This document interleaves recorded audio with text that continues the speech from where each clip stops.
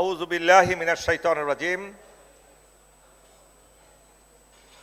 বিসমিল্লাহির রহমানির রহিম।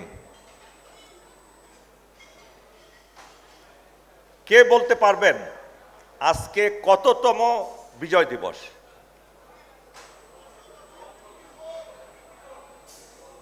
সহজ করে দিয়ে 55।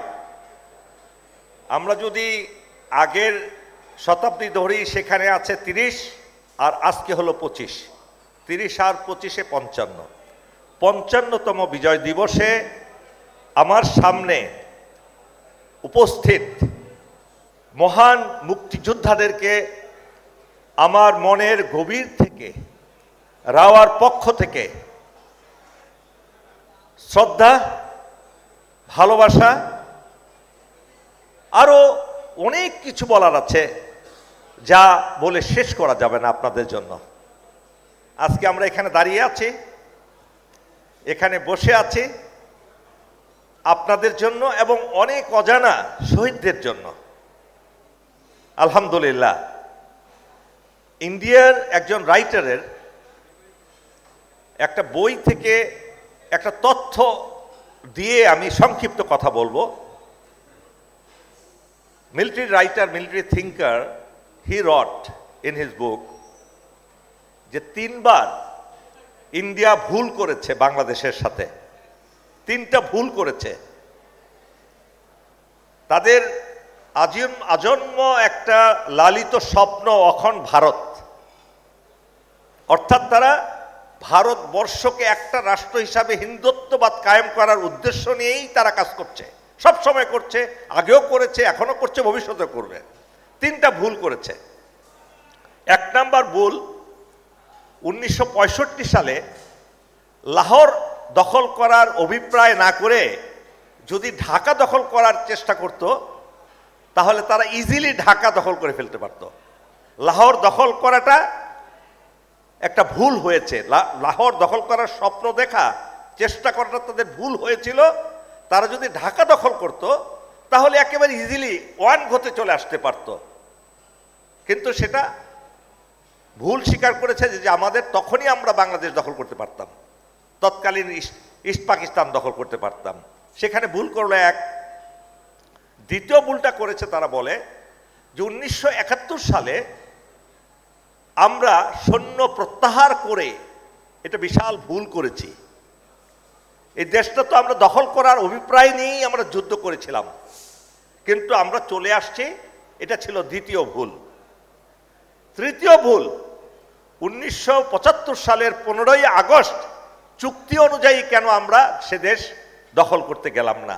25 বছর মেয়াদী যে চুক্তি ছিল সেই চুক্তি অনুযায়ী এ দেশের প্রতিরক্ষা দায়িত্ব ছিল ইন্ডিয়ার, অর্থাৎ বাংলাদেশের কোনো প্রতিরক্ষা বাহিনী থাকবে না।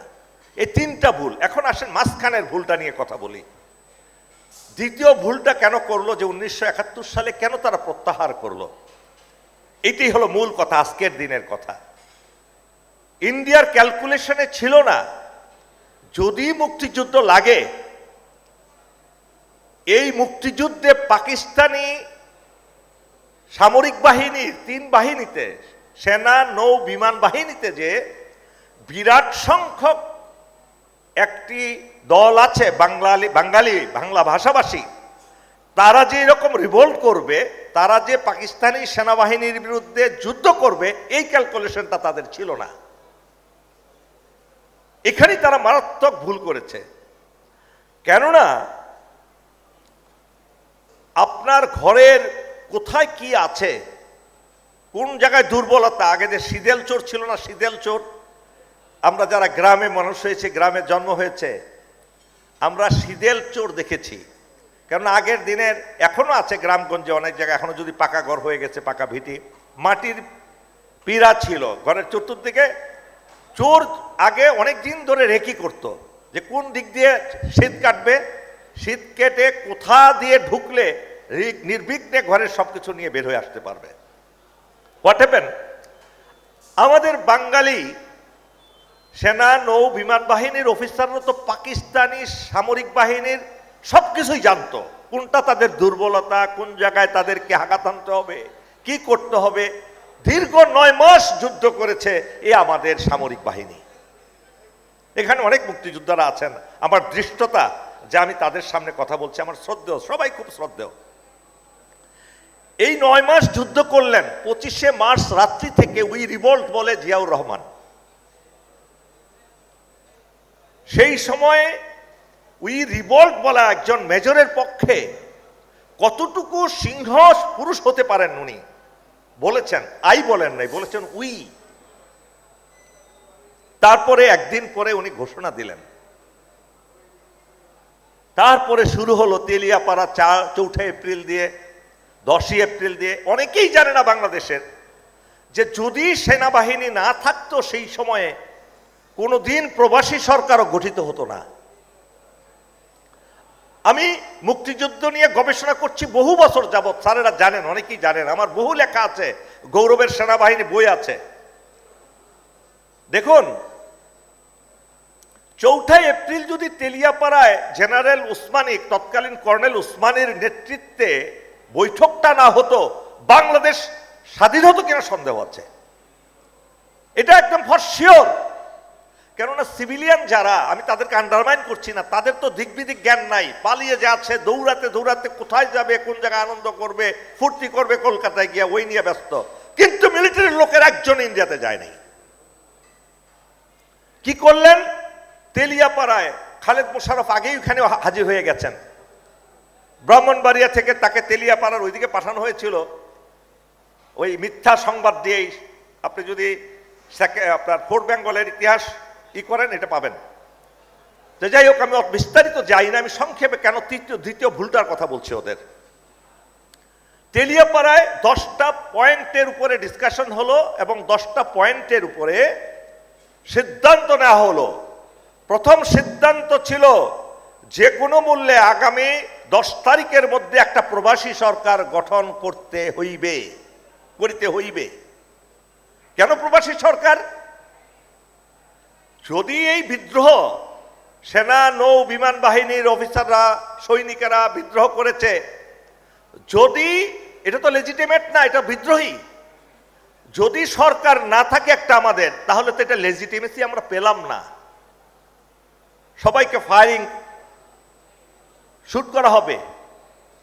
এই লেজিটিমেসিটা কারো মাথায় আসে না, এসছে কিন্তু মিলিটারির মাথায়, আমাদের সামরিক বাহিনীর মাথায় এসছে। জেনারেল ওসমানীকে দায়িত্ব দেওয়া হলো, আগামী 10টা আপনি এমএলএ, আপনি পার্লামেন্ট সদস্য, আপনাকে দায়িত্ব দেওয়া হলো, যেহেতু আপনি যারা সামরিক, যারা রাজনৈতিক নেতা আছেন তাদের সাথে আপনার সম্পর্ক আছে, আপনি যান কলকাতায় গিয়ে আগামী 10 তারিখের মধ্যে এনশিওর করবেন এবং আবার ফিরে আসবেন, এখানে এই তেলিয়াপাড়ায় ফিরে আসবেন। ফিরে এসে আপনি ঘোষণা দিবেন যে হ্যাঁ সরকার গঠন হয়েছে। এরপরে জেনারেল ওসমানী তার পিস্তলের গুলি দিয়ে আকাশে ফায়ার করলেন, মুক্তিযুদ্ধ অফিসিয়ালি শুরু হলো। দ্বিতীয় পয়েন্ট ছিল আমাদের একজন সামরিক নেতা দরকার, কমান্ডার ইন চিফ দরকার, সেটা হলেন এই কর্নেল উসমানী। কর্নেল উসমানীকে ওখানে মনোনীত করা হলো যে আপনি কমান্ডার ইন চিফ। অনেকে এটাকে নানাভাবে পরবর্তীতে বিগত 17 বছরে রানার রং প্রধান সেনাপতি, কমান্ডার ইন চিফ ছিলেন শেখ মুজিব। আরে শেখ মুজিবুর রহমান তো জেলখানায় না, ওইখানে পাকিস্তানে ভিআইপি হাওলাতে ছিলেন, ওইখানে কিভাবে উনি কমান্ডার ইন চিফ হবেন পাকিস্তানে বসে? সহজ হিসাব গেল। ঠিক একইভাবে আমি 10টা পয়েন্ট বলতে গেলে অনেক সময় লাগবে।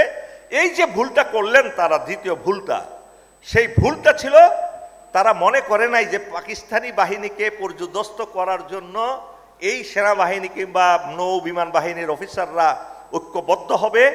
10 তারিখে আবার তেলিয়াপাড়া একসাথে হলেন এবং 11টা সেক্টরে বিভক্ত করে পুরো বাংলাদেশে যুদ্ধ শুরু হয়ে গেল, আনকনভেনশনাল যুদ্ধ। তারপরে লাস্টের দিকে গিয়ে হলো কনভেনশনাল যুদ্ধ। পাকিস্তানি হানাদার বাহিনীকে নাস্তা নাবুদ করে দিয়ে শেষ পর্যন্ত ডিসেম্বরের ফার্স্ট উইকেই কিংবা নভেম্বরের শেষ সপ্তাহেই তারা সমস্ত জায়গা থেকে উইথড্র করে করে করে করে ক্যান্টনমেন্টের ভিতরে চলে আসলো।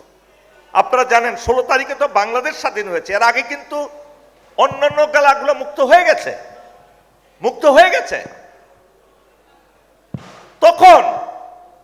যখন দেখলো যে পুরো বাংলাদেশ অলরেডি পাকিস্তানি বাহিনী ক্যান্টনমেন্টে বন্দী হয়ে গেছে, বিনা যুদ্ধে মেদিনী জয় করার জন্য তাহারা আসিলেন। একদিনের মধ্যে 11 ব্রিগেড, কমিউনিকেশন ব্রিগেড একদিনের মধ্যে মিরপুরে চলে আসে। তাহলে কি যুদ্ধ করলেন ওনারা? চিন্তার বিষয়। তো সুতরাং তারা ভুলটা করেছে, ক্যালকুলেশন করে নাই। সেই সামরিক বাহিনীকে কি করলো? স্বাধীন হওয়ার পরে সবচেয়ে ইন্ডিয়ার প্ররোচনায় এই সেনাবাহিনী, সামরিক বাহিনীর উপরে নির্মম নির্যাতন চলে আসলো। তাদের ভোট নাই, মোজা নাই, জুতা নাই, ইউনিফর্ম নাই, লুঙ্গি পরে ডিউটি করেছেন। আমি যদি ভুল বলি আমি চ্যালেঞ্জ নিয়ে বলছি, লুঙ্গি পরে ডিউটি করেছে, বেতন পায় না। আর অপরদিকে কি করা হলো? জাতীয় রক্ষী বাহিনী, স্যার আপনারা কেউ মনে কিছু করবেন না, অনেকের জেআরবির মুক্তিযোদ্ধা আছেন আপনারা, আমি একটু একটু একটু একটু স্যার স্যার আচ্ছা ঠিক আছে স্যার, ঠিক আছে স্যার, ঠিক আছে স্যার, ঠিক আছে, ঠিক আছে স্যার, ঠিক আছে স্যার, ঠিক আছে। তো এই যে আমাদের এই সেনাবাহিনীর প্রতি ষড়যন্ত্র পদে পদে হচ্ছে, হয়েছে, হচ্ছে, হবে, সামরিক বাহিনীর বিরুদ্ধে হচ্ছে। সুতরাং আমি এখানে শেষ করে দিচ্ছি। আপনাদেরকে সবাইকে আন্তরিকভাবে শুভেচ্ছা, স্বাগত জানিয়ে 55তম বিজয় দিবসে আপনাদেরকে আবারও আমন্ত্রণ জানিয়ে আমাদের অনুষ্ঠানে এখন মুক্তিযোদ্ধারা কথা বলবেন, আমাদের শ্রদ্ধেয় মুক্তিযোদ্ধারা কথা বলবেন। আপনাদেরকে আবারও আমার আন্তরিক শুভেচ্ছা জানিয়ে শেষ করছি। আল্লাহ হাফেজ। বাংলাদেশ জিন্দাবাদ।